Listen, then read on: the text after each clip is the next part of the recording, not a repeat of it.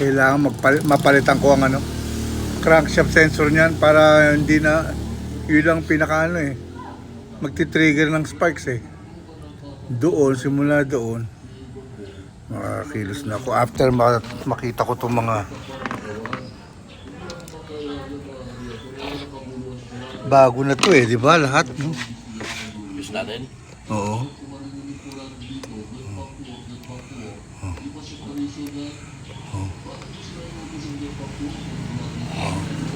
Okay na,